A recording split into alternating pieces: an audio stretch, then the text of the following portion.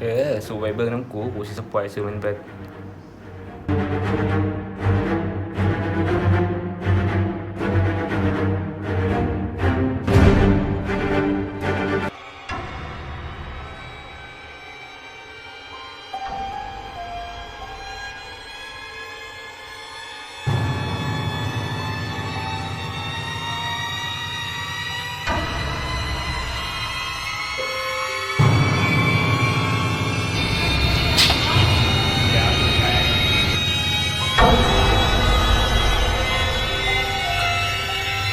สิจะไปมีเบิ่งเอาเจอป่ะมึงบอกว่าโอ้ยมึงจะมาจะไปตายโอ้ย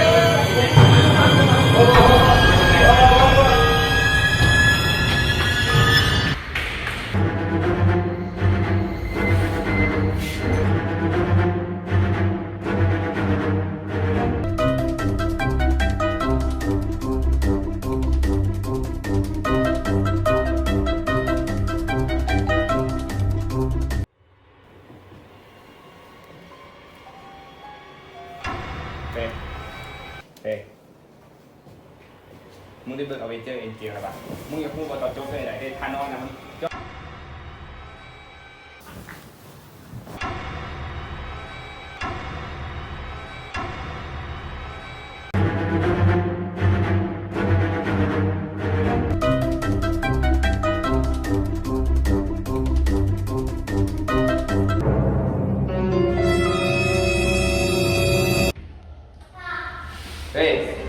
ไม่เบิ่งเอาเจ็ดเกมแล้วอ่ะยัง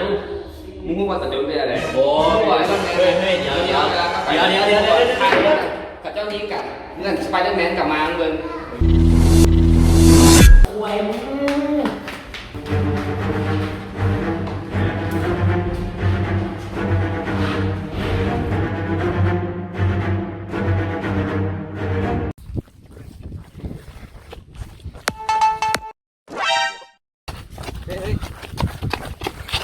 ไม่เบิ่งเอาไปเช็คเอ็นเกมแล้วป่ะไม่รู้ว่าใครจ่ายมั้ย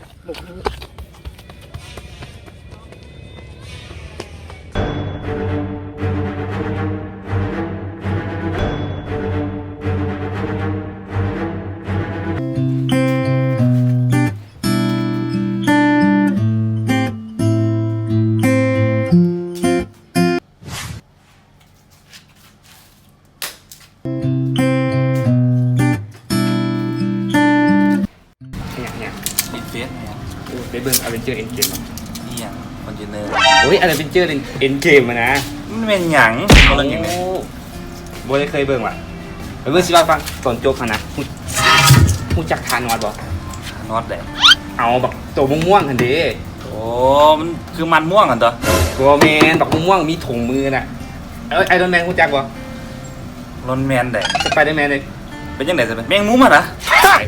เฮ้ยผมฟังเป็นมุมเรื่องอย่าง ทานมาคลิปของเรากรุณากดไลค์ กดแชร์ และสามารถติดตามผลงานของเราได้ที่นี่